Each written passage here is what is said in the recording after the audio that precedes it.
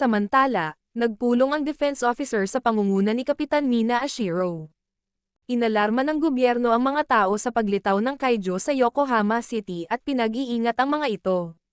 Sa loob ng hospital, pinakita ang matanda at sina Ichikawa na nagulat sa isa't isa. Inutusan ni Ichikawa si Kafka na ngumiti upang pakalmeyan ang matandang lalaki, ngunit ng pagkangiti niya ay lalong hinimati ito. Nilapitan ni Kafka ang matanda, ngunit ng pagkahawak nito sa pader ay nawasak ito at nagsibasag ang mga ilaw, at kahit sila ay nagulat, lumabas ang mga pasyente at nagulat sila nang makakita sila ng kaiju. Sinabihan siya ni Ichikawa na tumakas na sila dahil paparating na ang defense force. Pagkabukas ni Kafka sa bintana ay nawasak ito kasama ang pader. Namangha si Kafka sa nagagawa niya. Nagmadali agad silang umalis nang marinig nila ang isang babae na sumigaw at magkasunod silang tumalon. Habang tumatakbo, nalilito pa din si Ichikawa sa nangyayari. Tinanong ulit ang kasama kung siya ba talaga si Kafka. Sumagot ito na hindi din siya sigurado, at pagkalingon nito ay nagulat siya dahil nag-transform ito sa malaking halimaw na may mga galami na parang octopus. Bamuka ang bibig nito at lumabas ang dila nito na tila halimaw at hinuli ang isang uwak at kinain ito. Nadiri ito sa ginawa niya at pagkatapos ay bumalik ang katawan niya sa maliit na kaiju. Sinabihan niya si Ichikawa na may masama siyang balita. Tinanong siya nito kung ano iyon at sumagot siya na naihihi na siya. Nakiusap si Ichikawa na pigilan niya muna ito, ngunit sumagot siya na hindi niya makontrol ang ganitong katawan. Nagtanong si Ichikawa kung paano siya ihihi dahil wala siyang makitang parte na lalabasan nito, at biglang lumabas ang tubig sa kabilaang dibdib nito habang tumatakbo. Nagulat sila at napaluhod si Kafka sa daan. Humiga siya at nagpaikot-ikot ito na parang bata at sinabing wala ng taong magkakagusto sa kanya at gusto na niyang mamatay. Sinabihan siya ni Ichikawa na may mas mahalaga pa silang mga bagay na kailangan gawin kaysa doon. Sinubukan niyang hilain ito, ngunit nagsalita pa ito na anong gagawin niya sa hinaharap at nagtanong kung pwede pa ba siyang maging Defense Force officer. Umiling-iling ito at sinabing sa itsura niya ngayon ay papatayin siya agad kapag nakita nila ito. Tumayo siya at naiyak. Natigilan siya nang mapagtanto niya sa kanyang sarili na hindi na siya pwedeng maging officer, at naisip niyang bigla si Mina. Napag-alaman ng 3rd Division na umalis na ang kaiju sa hospital at pupunta na sa kinaroroonan nila. Nakakita si Ichikawa ng pwedeng pagtaguan at niyaya niya ito na magtago. Nang papalapit ito ay napalingon siya at napatigil. Hinawakan niya ang kanyang ulo at tinanong siya ni Ichikawa kung anong problema. Sumagot siyang may papalapit sa kanila at nagtanong ulit ito na kung ang defense officer ba ito, at sumagot siya na hindi, dahil galing ito sa ilalim ng lupa. Nakiramdam siyang mabuti at nakita niya ang isang malaking kaiju at biglang nagkaroon ng pagsabog.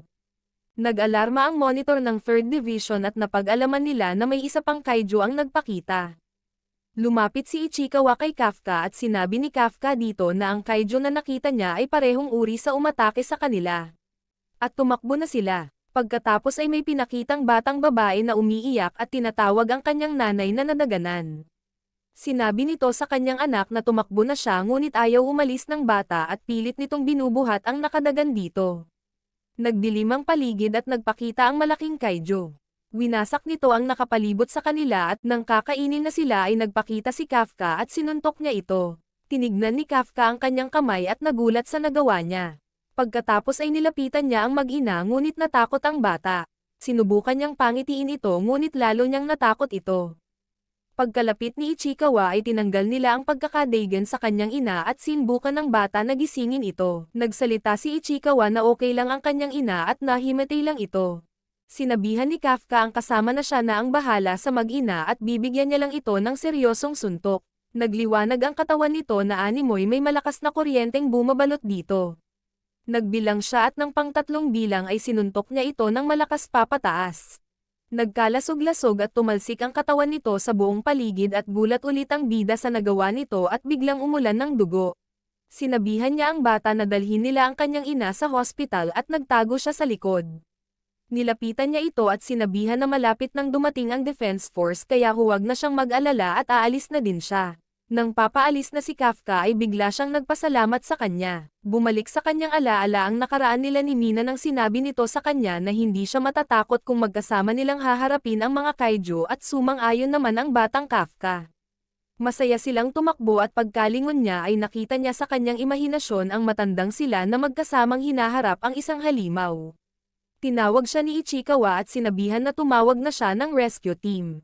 Naglaho paunti-unti ang ulong halimaw niya at lumitaw ang taong party nito tsaka niya sinabing gusto niyang makasama si Mina. Pagkadating ng Defense Force sa pinangyarihan ay nagulat sila sa kanilang nadatnan.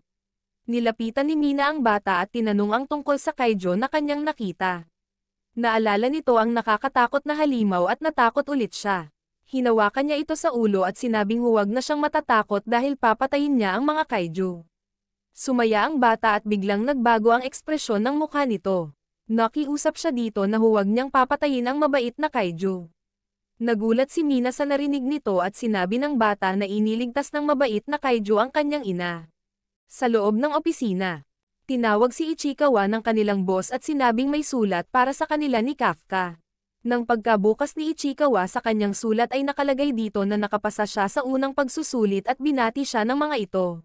Pagkalabas, sinilip nito ang kanyang papel na hawak at nagulat ito. Ngumiti si Ichikawa at nagpatuloy sa pagtakbo.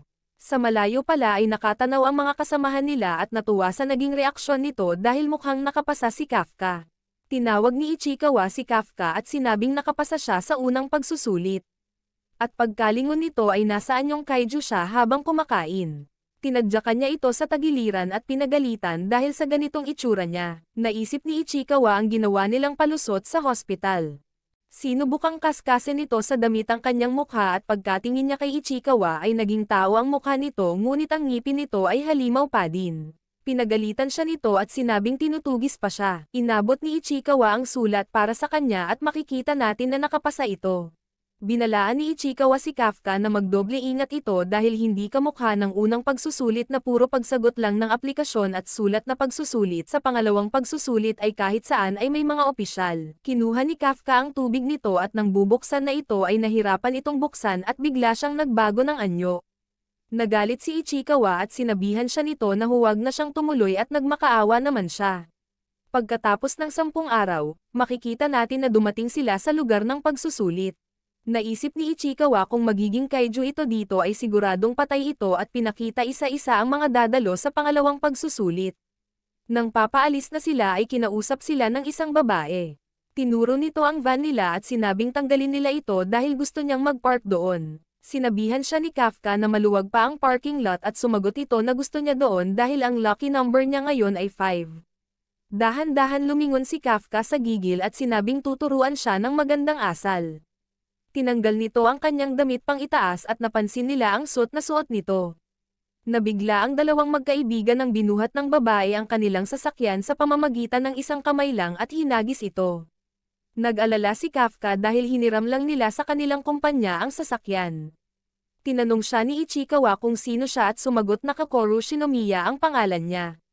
Nilapitan niya si Kafka at tinanong kung bakit nangangamoy kaiju ito. At dito nagtatapos ang episode 2.